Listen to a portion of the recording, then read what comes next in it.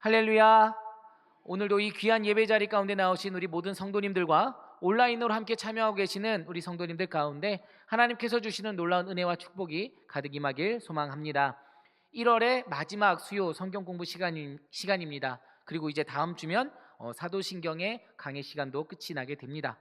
여러분의 지난 9주간의 시간은 어떠셨는지 궁금합니다. 2026년이 시작이 되었고 우리 교회는 사도신경을 문답형으로 고백하면서 단순한 입술의 고백을 넘어 마음의 고백으로 드리기 위해 노력하고 있습니다. 우리의 이 시간을 통해서 더욱 깊어지는 신앙의 모습으로, 성숙한 신앙의 모습으로 나아가는 우리 모두가 될 수 있길 소망합니다. 우리 이 마음 담아서 함께 옆 사람과 인사하며 이 시간 시작하고자 합니다. 온라인으로 예배드리시는 성도님들도 댓글창에 반가운 이름과 인사 남겨주시면 우리 모두에게 은혜가 되겠습니다. 우리 함께 인사하겠습니다. 믿음의 반석 위에 굳건하게 서갑시다. 믿음의 반석 위에 굳건하게 서갑시다. 우리 한 번 더 인사합니다. 사랑하고 축복합니다. 사랑하고 축복합니다. 아멘. 계속해서 우리를 붙드시는 주님의 놀라운 사랑과 은혜 가운데 믿음의 굳건한 반석 위에 서서 주님과 함께 동행하는 귀한 믿음의 여정 되는, 귀한 믿음의 걸음 걷는 우리 모두가 될 수 있길 소망합니다. 오늘도 지난주와 똑같은 게임을 가져와 보았습니다. 네, 우리 날씨가 너무 춥죠. 그래서 얼어붙어 있는 우리의 마음을 조금 더 재밌게 여는 시간, 게임의 시간을 가져보려고 하는데요. 한번 집중해서 단어를 조합해가지고 철자를 조합해서 한 단어를 완성해 보도록 하겠습니다.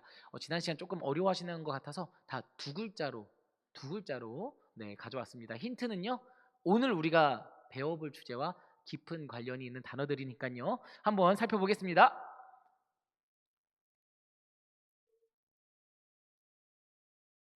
네, 맞습니다. 정답은 성령입니다. 성령. 그렇죠. 굉장히 지금 쉽게 좀 올라간 것 같습니다. 다음 글자는요? 네, 네, 크게 말씀해 주시면 감사하겠습니다. 정답은 교회였습니다. 네, 좋습니다. 다음 문제는요? 그렇죠. 정답은 교제였습니다. 네, 다음은요?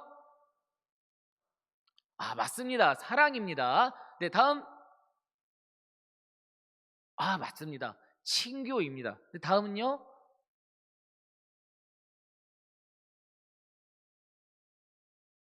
생기 맞습니다. 생기라는 단어였습니다. 어떻습니까? 그래도 오늘은 조금 더 이렇게 마음을 열면서 나아갈 수 있는 시간이었던 것 같습니다. 네, 이제 얼어붙어 있던 우리 마음도 녹았으니까요. 본격적으로 우리 수요 성경 공부 시작할 수 있도록 하겠습니다. 네, 우리 지난 시간 무엇을 배웠습니까? 지난 시간까지 네, 맞습니다. 지난 시간 우리가 재림 그리고 승천에 대해서 배웠죠. 그런데 그 지난 시간까지 4주간의 시간 동안 무슨 시간이었습니까? 성자 예수님에 대해 우리가 함께 알아가는 시간을 가졌습니다. 주님께서 어떤 분이신지, 그리고 주님께서 어떤 일을 행하셨는지 우리가 함께 살펴보았었죠. 지난 시간에는 말씀드렸듯이 승천과 재림의 주제를 통해서 함께 말씀의 은혜를 나눴습니다. 주님의 승천이, 주님의 재림이 우리에게 주는 의미가 있다, 우리가 살펴보았죠. 우선 우리는 주님의 승천을 통해서 어떤 것을 배웠습니까? 우리의 시선이 하늘을 향해 있어야 했습니까? 하늘만 향해 있어야 했습니까? 아니라는 거죠. 물론 우리가 사모해야 할 본향 땅, 그곳에 우리의 시선을 향해야 하는 것은 맞습니다. 하지만 주님께서 하늘로 올라가시기 직전 우리에게 명령하신 그 명령이 있었습니다. 무엇이었습니까? 땅 끝까지 복음의 증인이 되어라. 그래서 우리의 시선은 이 하늘만을 향해 있는 것이 아니라 하나님께서 사랑하시는, 주님께서 사랑하시는 양들을 향해 땅 끝까지 복음을 전하라고 명령하신 주님의 명령을 따라 우리도 복음의 증인이 되어야 한다라는 사실을 깨달았습니다. 그리고 하늘 보좌 우편에 앉으신 주님께서 성부 하나님께 친히 우리의 간구를, 우리의 기도를 말씀하시며 우리의 무엇이 되어 주셨습니까? 우리의 중보자, 우리의 중보자가 되어 주시는 분임을 우리가 살펴보았죠. 하늘 보좌 우편에서 우리 인간을 너무나도 잘 알고 계시는, 이미 인간의 삶을 경험하셔서 우리를 너무나도 잘 알고 계시는 주님께서 우리의 모든 간구를 하나님의 불타는 심장 가운데 떨어뜨리고 계셨다. 우리가 그 놀라운 은혜를 살펴보았습니다. 세 번째로는 하늘로 올라가신 주님을 바라보면서 우리는 무엇을 바라볼 수 있어야 했습니까? 주님의 겸손, 주님의 겸손을 바라볼 수 있어야 했습니다.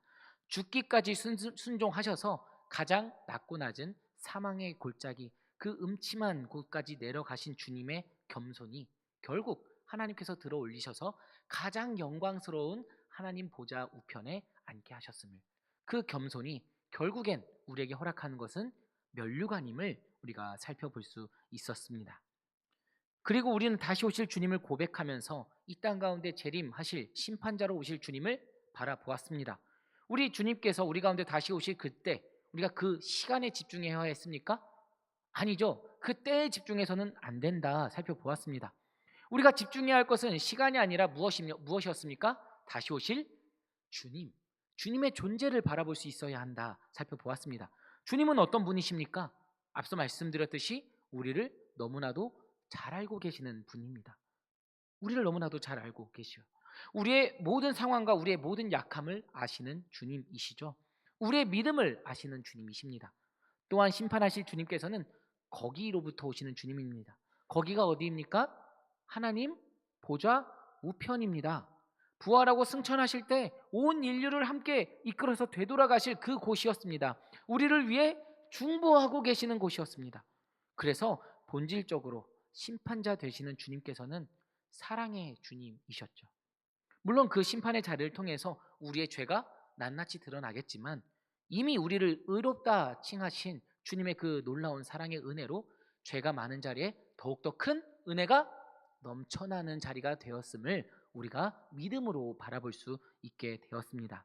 이렇게 우리는 지난 시간까지 성자 예수님에 대해서 함께 살펴보며 귀한 말씀의 은혜를 함께 나누었습니다. 이제 오늘과 다음 주, 이제 2주 동안 살펴보면 이제 사도신경의 이 시간도 끝이 나는데요. 우리 2주 동안에는 성령 하나님께서 우리에게 과연 또 어떤 은혜를 베풀어 주시는지, 어떤 믿음의 내용을 주시는지 함께 살펴보며 귀한 은혜를 나눠보고자 합니다. 삼위일체 교리의 이제 완성이 되어지는 부분이라고 할 수 있죠. 성부 하나님, 성자 예수님, 또 성령 하나님으로 이끌어가는 이 사도신경의 내용을 통해서 우리가 교리의 완성이 되어지는 부분이다라고 살펴볼 수 있습니다. 그런데요, 사실 성부, 성자, 성령 하나님을 소개하는 사도신경인데요, 유독 성령 하나님에 대한 고백은 짧게 고백이 되어지고 있는 것을 우리는 확인하게 됩니다. 반면에 성자 예수님은 어떠했습니까? 우리가 지난 4주간의 시간을 통해서 살펴볼 수 있을 정도로 그 내용이 좀 방대하고 풍성했습니다. 성부 하나님도 전능하신 하나님 아버지, 천지의 창조자, 우리 아버지 되시는 하나님, 이렇게 한 문장이지만 어떤 분이신지 우리가 좀 시간을 나눠서 살펴보았습니다. 그런데 성령 하나님은 어떻습니까? 나는 성령을 믿으며가 끝입니다. 그렇죠? 나는 성령을 믿음. 이 성령님께서 어떤 분이신지 고백이 되어지고 있지 않죠. 비단 사도신경에서만 그런 것이 아니라 다른 신앙 고백이나 신경, 신조 속에서도 이러한 내용들은 비슷하게 나오고 있습니다.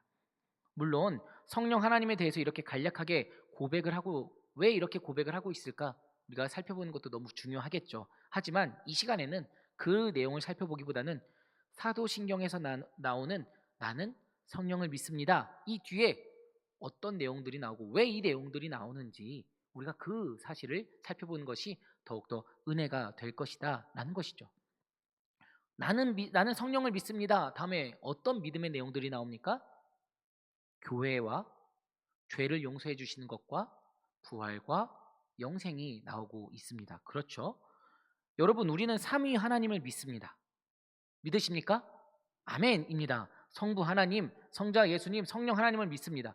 그런데 우리가 하나님을 믿듯이 이 교회나 영생을 믿지는 않다라는 것이죠. 조금 어려우시죠? 믿음의 성격이 조금은 다르다라는 겁니다. 성부, 성자, 성령 삼위 하나님께서는 우리의 인격적인 신앙의 대상이십니다. 하지만 다른 사도신경의 내용들은 우리 그리스도인이 어떻게 살아가야 할지, 무엇을 바라보면서 살아가야 할지에 대한 믿음의 방향을 보여주고 있다라는 것이죠. 그런데 우리가 이러한 조항을 믿을 수 있는 이유가 있습니다. 무엇일까요? 바로 성령 하나님께서 우리 가운데 역사하시기 때문에 우리가 이러한 것들을 믿음으로 바라보며 그 믿음을 삶으로 살아낼 수 있는 힘을 얻게 된다라는 것이죠. 앞서 말씀드렸듯이 성부 하나님, 성자 예수님, 성령 하나님을 믿는 것 외에 교회와 영생, 죄 용서와 부활 등 우리는 다양한 교리를 믿습니다. 그런데 이 믿음은 우리가 어떻게 살아가야 할지를 보여주는 것이다. 삶의 방향이다라는 것이죠. 그리스도인이라면 이 믿음을 갖고서 이 세상을 살아가야 한다라고 말이죠. 앞서 말씀드렸던 성부, 성자, 성령, 삼위 하나님을 믿는 것이 관계, 우리의 관계, 바른 관계라고 할 수 있다면 뒤에 믿음은 삶의 모습, 우리의 삶의 모습이다라는 겁니다. 그런데 우리가 이를 어떻게 살아갈 수 있겠습니까? 어떻게 살아낼 수 있겠습니까? 성부 하나님의 창조 사역과 성자 예수님의 화해 사역을 바탕으로 한 성령 하나님께서 우리를 거룩하게 하시는 그 은혜를 통해서만 살아갈 수 있게 된다라는 것이죠.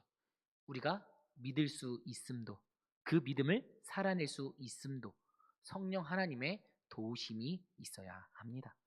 그리고 이 모든 성령의 사역이 이 세상 가운데 특정한 장소에서 일어나는데 그곳이 바로 성령의 전인 교회다라는 거죠.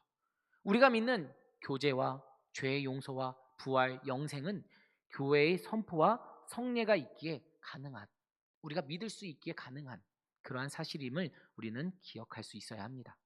그렇기 때문에 성령 하나님 뒤에 나오는 순서들에 우리가 주목을 하게 되는 거죠. 신약 성경을 보면 예수님께서 제자들에게 승천하시고 무엇을 선물로 주셨습니까? 성령을 선물로 우리에게 허락하셨습니다. 그리고 그 성령님의 역사 속에 임재하심 가운데 무엇이 일어나게 되었죠? 사도들의 풍성한 교제가 발생하게 되었고요. 일어나게 되었고 그 교제를 통하여 무엇이 탄생했습니까? 교회가 탄생할 수 있게 되었습니다. 성령님의 역사와 교회는 그래서 떨어질 수 없는 것입니다. 오늘 사도신경의 고백 속에서 나는 성령을 믿으며 거룩한 공교회와 성도의 교제와 라고 고백하는 것은 이 자연스러운 순리를 따르고 있는 그 은혜의 고백이다라는 것이죠. 그렇다면 우리가 믿는 성령님은 어떤 분이실까요? 그분께서 우리 가운데 역사하실 때 우리는 어떤 은혜를 경험하게 되는 걸까요? 사실 성령님의 능력을 이렇다 저렇다 우리가 제한하며 문자 속에 가둘 수는 없습니다. 하지만 이 시간과 그리고 우리가 살펴보는 교제, 책을 통해서 우리가 더욱 친밀하게 성령 하나님을 만나볼 수 있다라는 것이죠. 우선 첫 번째로는요, 성령님께서는 우리에게 새로운 생명을 가져다 주시는 분임을 바라볼 수 있어야 합니다. 믿으십니까? 아멘. 구약의 말씀 속에 보면 성령님을 영, 바람, 숨결 등으로 표현하는 것을 우리는 확인하게 됩니다. 창세기 2장 7절의 말씀에 보면 우리 인간이 어떻게 생명을 얻게 됩니까? 여호와 하나님이 땅의 흙으로 사람을 지으시고 생기를 그 코에 불어넣으시니 사람이 생명이 되니라. 아멘. 하나님께서는 피조물인 우리 인간 가운데 생명의 숨결을 허락하셨고 우리는 하나님의 창조된 생명으로서 살아갈 수 있는 존재가 되었습니다. 여러분, 죽었느냐 살았느냐의 가장 큰 차이는 무엇입니까? 숨을 쉬는 것입니다. 이전에 우리를 창조하셨던 그때 그대로 오늘날 성령님께서는 교회가 다시 살아날 수 있도록 생명을 허락하고 계신다는 거죠. 여러분, 마른 뼈, 에스겔서의 마른 뼈 환상에서도 그 뼈들이 다시 생명을 얻게 되었을 때, 살아났을 때는 언제입니까? 이 뼈와 저 뼈가 들어맞을 때입니까? 아닙니다. 에스겔서 37장 9절과 10절의 말씀에 이렇게 기록합니다. 또 내게 이르시되 인자야 너는 생기를 향하여 대언하라. 생기에게 대언하여 이르기를 주 여호와께서 이같이 말씀하시기를 생기야 사방에서부터 와서 이 죽음을 당한 자에게 불어서 살아나게 하셨다라. 이에 내가 그 명령대로 대언하였더니 생기가 그들에게 들어가매 그들이 곧 살아나서 일어나서는데 극히 큰 군대더라 라고 기록을 하고 있습니다. 바로 앞절에서 보면 뼈는 들어맞았고 살도 올랐는데 생기가 없다라고 고백하고 있는 것도 우리는 확인하게 되죠. 그 육신의 생명을 불어넣는 것이 바로 생기, 성령의 생기다라는 거죠. 우리에게 생명을 주시는 분이다라는 겁니다. 여러분, 부활은 무엇입니까? 부활의 메시지는 무엇입니까? 하나님께서 죽음에서 예수 그리스도를 일으키셨다라는 겁니다. 죽은 자를 일으키는 힘, 깨워 일으키는 힘이 있다라는 것이죠. 그것이 누구입니까? 바로 성령 하나님이다라는 거죠. 예수 그리스도를 죽음 가운데서 일으키신 분께서 이미 죽은 자들과 장차 죽을 자들에게 새로운 생명을 허락하시는 분임을 우리는 기억해야 합니다. 또한 성령님께서는요, 우리의 죄를 일깨워 주시는 분입니다.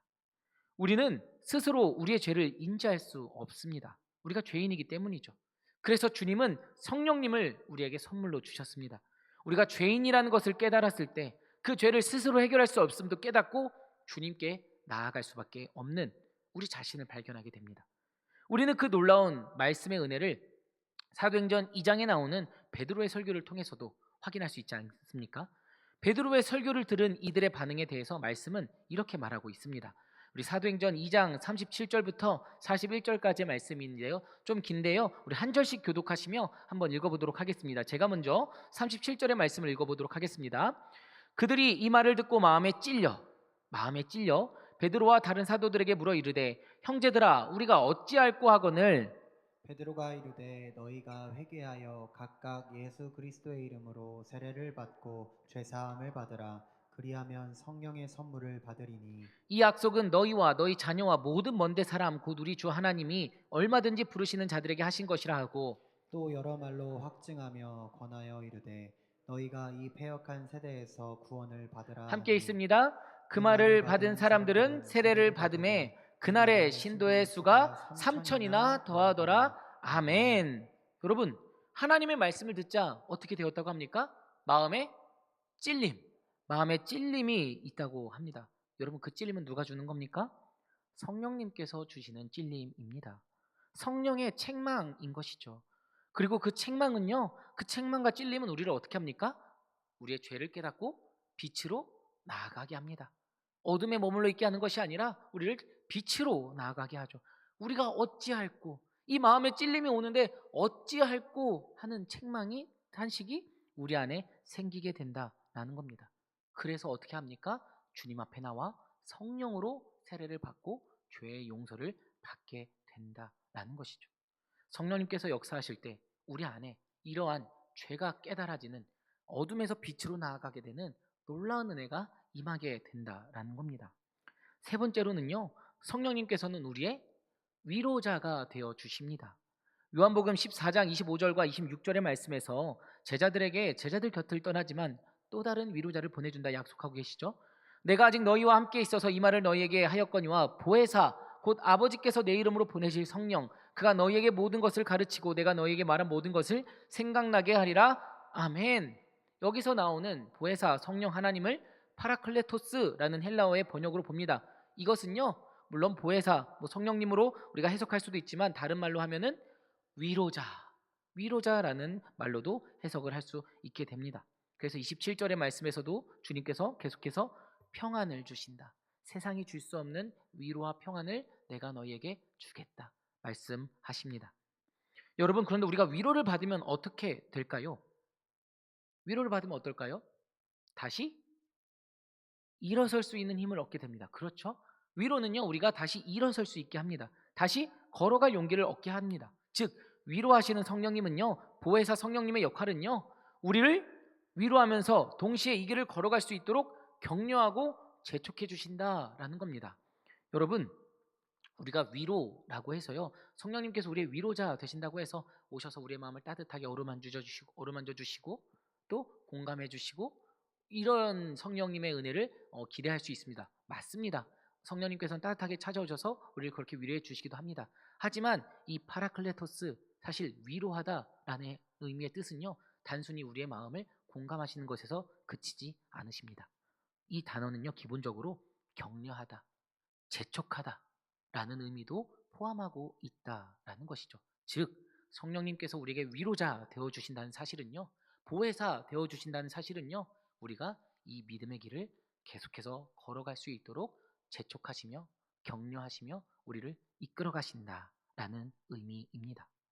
마지막으로 성령님은요, 우리를 어떻게 하시는 분입니까? 하나 되게 하시는 분입니다. 우리가 삼위일체 하나님의 놀라운 은혜를 살펴볼 때 아우구스티누스의 삼위일체론을 통해서 함께 살펴보았습니다. 첫 번째 시간에 살펴보았는데 조금 기억이 안 나실 수도 있을 것 같습니다. 거기서 성령님의 역할은 무엇이었냐? 성부 하나님과 성자 예수님을 사랑으로 연결하는, 띠를 띄워주는 분임을 우리가 함께 살펴보았었습니다. 이처럼 성령님께서는요, 두 존재를 하나로 묶어주는 놀라운 은혜를 허락하시는 분이다라는 것이죠. 우리가 믿는 것들에 대하여라는 책에서 김진혁 교수는 이렇게 말하고 있기도 합니다. 성령은 성부와 성자 사이의 사랑으로서 창조 세계에서도 사랑의 불꽃으로 작용하시며 모든 피조물 사이의 차이 속에서 활동하십니다. 아멘. 이것이 주는 의미는 무엇이냐? 우리가 성령님 안에서 서로 하나가 됩니다. 그렇죠? 사랑의 띠로 서로 하나가 되었습니다. 하지만 저와 여러분이 하나가 되었지만 서로 다른 개성은 그대로 유지하며 서로를 존중해주는 귀한 공동체로 서갈 수 있다는 것이죠. 그 안에 서로에 대한 다양성, 서로의 개성이 존중되어야 합니다. 그래서 모든 피조물 사이의 차이 속에서 성령님께서 활동하고 계시는 것이죠. 그 차이를 하나로 묶어주시는, 비록 서로 다른 모습일지라도 하나 되게 하시는 주님의, 성령 하나님의 놀라운 사랑이 있다라는 것이죠. 그리고 이는 성령의 전인 어디? 우리 교회. 이 교회에서 아주 분명하게 드러나고 있는 놀라운 성령님의 역사입니다. 이렇게 사도신경은 우리를 성령님의 고백 다음에 자연스럽게 교회로 우리의 시선을 향하게 합니다. 여러분, 교회의 머리이신 예수 그리스도는 역사 속에 등장한 수많은 교회의 하나됨의 근원, 하나됨의 뿌리이십니다. 왜냐? 이 땅에 있는 모든 교회의 머리는 누구시죠? 바로 예수 그리스도 주님이시기 때문입니다. 우리 교회의 머리이실 뿐만 아니라 이 땅 위에 존재하는, 그리고 이 땅 위에 존재했던 모든 교회의 머리가 되시고 모든 교회는 그 주님의 몸이 되는 겁니다. 그러므로 교회는 하나가 될 수 있습니다. 그렇습니다. 우리가 거룩한 공교회라고 고백하는 순간 교회의 하나됨을 고백하게 되는 것이죠. 교회는 하나이기 때문에 우리는 거룩한 공교회들이라고 말하지 않습니다. 거룩한 공교회라고 분명하게 고백하죠. 에베소서 4장 4절에서 6절은 이렇게 이야기하고 있습니다. 몸이 하나요, 성령도 한 분이시니 이와 같이 너희가 부르심이 한 소망 안에서 부르심을 받았느니라. 주도 한 분이시요 믿음도 하나요 세례도 하나요 하나님도 한 분이시니 곧 만유의 아버지시라. 만유 위에 계시고 만유를 통일하시고 만유 가운데 계시도다. 아멘. 여러분, 조금 어려운 이야기일 수도 있는데요, 우리가 비록 한국 기독교 장로회라는 이 교단 안에 속해 있지만 우리가 믿는 믿음은 하나이며 그리스도도 한 분이십니다. 우리가 교단이 달라도 연합할 수 있는 이유가 여기 있습니다. 우리의 머리 되시는 예수님을 통하여 한 몸을 이루어 가기 때문입니다. 우리가 서울 남로회에 속해 있죠. 비록 서로 다른 개별의 교회일지라도 우리가 하나로 연합해서 갈 수 있는 이유가 있습니다. 무엇입니까? 주님께서 우리의 머리 되시며 그 믿음을 우리가 함께 공유하고 있기 때문이죠. 물론 이단에게는 분명하게 경계해야 합니다. 그들의 믿음은 틀린 믿음이기 때문이죠. 하지만 같은 믿음을 가지고 있는 교회라면 함께 할 수 있음도 우리는 성령 하나님의 하나됨을 통하여 바라볼 수 있어야 합니다. 그리고 우리가 사도행전을 통해서도 살펴보고 있지만 본질에는 일치를, 비본질에는 자유를 허락하실 수 있음도 이 주제를 통해서도 살펴볼 수 있게 됩니다. 머리 되시는 주님 안에서 같은 믿음을 가지고 있는 우리가 서로 의견을 달리할 자유가 있다는 점을 받아들일 수 있어야 합니다. 사도 바울이 보여주었던 그 관용이, 그 용납이 바로 성령님의 역사심 가운데 가능한 것이었음을 우리는 말씀을 통해서 은혜를 나누고 있습니다. 하나 되게 하시는 성령님, 그리고 화목하게 하시는 성령님의 은혜가 우리 남성교회 공동체 가운데 가득할 수 있기를 간절히 소망합니다. 또한 우리는 공교회를 무엇이라고 고백했습니까? 거룩한 공교회라고 고백합니다. 그렇습니다. 여러분, 교회는요 거룩한 공동체입니다. 우리가 잘 알고 있듯이 거룩함이라는 것은요 세상으로부터 교회의 구별됨을 상징하는 아주 중요한 특징 중 하나입니다. 구약 성경에서 거룩은 누구에게 쓰이는 단어였습니까? 하나님입니다. 출애굽기 15장 11절의 말씀에 보면 여호와여 신중에 주와 같은 자가 누구이니까 주와 같이 거룩함으로 영광스러우며 찬송할 만한 위엄이 있으며 기이한 일을 행하는 자가 누구니까? 라고 고백합니다. 그런데 하나님께서는 이스라엘 백성 가운데 어떻게 명령하십니까? 너희도 거룩하라. 너희는 내가 택한 거룩한 민족이요 라고 말씀하십니다. 어떻게 하나님께만 사용할 수 있는 이 거룩하심이 우리 피조물과 본질적으로 구별되는 하나님께만 사용되는 이 거룩하심이 우리 피조물 가운데 사용이 될 수 있을까요?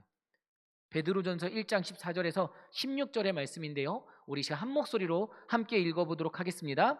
너희가 순종하는 자식처럼 전에 알지 못할 때에 따르던 너희 사욕을 본받지 말고 오직 너희를 부르신 거룩한 이처럼 너희도 모든 행실에 거룩한 자가 되라. 기록되었으되 내가 거룩하니 너희도 거룩할지어다 하셨느니라. 아멘. 여러분, 우리가 거룩할 수 있는 이유는요, 본질적으로 우리가 세상 사람들과 구별되어진 존재여서가 아닙니다. 어떻습니까? 하나님의 거룩하심이 우리 가운데 주어졌기 때문입니다. 거룩하신 하나님의 사역에 우리가 동참되도록 부르심을 받았기 때문입니다. 이스라엘 백성의 이 거룩함을, 이 하나님의 놀라운 은혜의 선택을 자신들의 의로 여겨서 다른 이들을 향해 배타적으로 행했을 때 어떤 일들이 벌어졌는지 우리는 말씀을 통해서 너무나도 잘 확인할 수 있게 되죠. 하나님의 심판이 임했습니다. 교회는 거룩하게 부르심을 받았기 때문에 오히려 어디에 있어야 할까요? 세상 가운데 있어야 함을 우리는 기억해야 합니다. 거룩함이라는 것이 구별됨이라고 한다면 무엇과 구별되어야 하는지 우리는 알아야 합니다. 우리는 무엇과 구별되었습니까? 이 세상과 구별되어서 부르심을 받은 존재입니다. 그런데 세상과 구별되어서 부르심을 받은 우리인데 이 세상 가운데 있지 않다면 우리가 무엇과 구별될 수 있겠습니까? 이스라엘을 거룩하게 부르신 이유가 그들을 제사장 민족 삼아 모든 민족이 돌아오게 하려는 하나님의 계획임을 기억한다면 오늘날 우리도 거룩함이라는 핑계로 세상을 밀어내고 배타적으로 갈 것이 아닌 그 가운데 거하며 하나님의 영광의 빛을 이 세상 가운데서 드러내는 거룩한 그리스도인으로서, 거룩한 교회로서 세워져 가야 할 줄 믿습니다. 이것이 우리를 거룩한 공교회로 부르신, 거룩한 교회로 부르신 하나님의 놀라운 사랑이다라는 것이죠. 교회의 또 다른 특성이 있습니다. 앞에 하나 되는 교회와 이어지는 사실 주제인데요. 바로 교회의 보편성이다라는 것이죠. 우리나라 말로 공교회 할 때 이 공이라는 글자가 바로 여기 보편성에 해당하는 단어입니다. 우리가 흔히 이야기로 카톨릭이라는 단어가요, 원래는 천주교를 의미하는 그런 단어가 아니라 보편적인이라는 의미를 가지고 있는 단어입니다. 헬라어 카톨리코스라는 단어에서 유래된 단어입니다. 그렇다면 교회가 보편적이다라는 의미는 무슨 의미일까요? 교회의 가르침이 보편적이다라는 것이죠. 교회의 메시지가 모든 시대에 모든 상황에 유효하다라는 겁니다. 교회가 죄인의 구원과 그리스도인의 삶에 필요한 모든 것을 가르치고 또한 그 가르침이 시대와 공간의 한계를 뛰어넘어서 누구에게나 전달되어야 한다. 누구에게나 전달되었을 때 그것을 복음이라고 여겨질 수 있게 한다라는 것이 바로 보편성이다라는 것이죠. 그래서 이 보편성이 교회의 하나됨과 이어지는 것입니다. 여러분, 복음은 우리에게만 복음이 아닙니다. 믿으십니까? 우리 지금 이 자리에 있는 우리에게만 복음이 될 수 없습니다. 유럽과 아프리카 그리고 다른 땅에 살아가고 있는 모든 이들에게도 동일하게 복음이다라는 거죠. 교회의 선포는 남녀노소, 교육 수준 그리고 인종과 국적을 넘어서서 모두에게 복음이 될 수 있어야 합니다. 이것이 바로 교회의 보편성입니다. 사도 바울은 그 당시 문명에 맞게끔 언어와 또 여러 개념들을 사용하기도 했습니다. 주님께서도 이 땅 가운데 오셔서 하나님 나라를 우리에게 알려주시기 위하여 여러 비유로서 말씀하셨죠. 성경은 그래서 누구에게나 읽혀야 하기에 각국의 언어로 번역이 되어서 우리 가운데 찾아오게 되었습니다. 누군가는 번역을 반역이라 하며 참된 의미를 훼손하는 것이라 말할 수 있습니다. 하지만 번역이 있었기에 오늘날 복음이 우리에게도 복음이 될 수 있었음을 우리가 믿음의 눈을 들어 바라볼 수 있어야 합니다. 이처럼 하나됨과 거룩함 그리고 보편성은 교회가 어떤 공동체여야 하는지 분명하게 보여주고 있습니다. 교회는 다들 잘 아시듯이 헬라어 에클레시아의 번역입니다. 에클레시아란 부르신 사람들의 모임이다라는 거죠. 사람들의 모임입니다. 세상으로부터 부르심을 받아 거룩하게 구별된 사람들이 다시 세상으로 나가 복음의 증인으로서 보편적인 복음을 증거하는 공동체. 배타적이거나 고정적인 장벽으로서 있는 거룩함이라는 교회의 벽이 아니라 그 경계를 넘어서서 세상과 마주하는 교회, 세상을 환대할 수 있는 교회가 되어야 할 줄 믿습니다. 이것이 바로 우리가 고백하는 거룩한 공교회의 모습이다라는 거죠. 그렇게 우리는 거룩한 공교회를 고백하죠. 그리고 뒤이어서 우리가 무엇을 고백합니까? 성도의 교제를 바로 고백합니다. 거룩한 백성의 교제다라는 거죠. 우리는 주님을 따름으로써 이 세상과는 다른 가치를 공유하며 함께 걸어가는 존재입니다.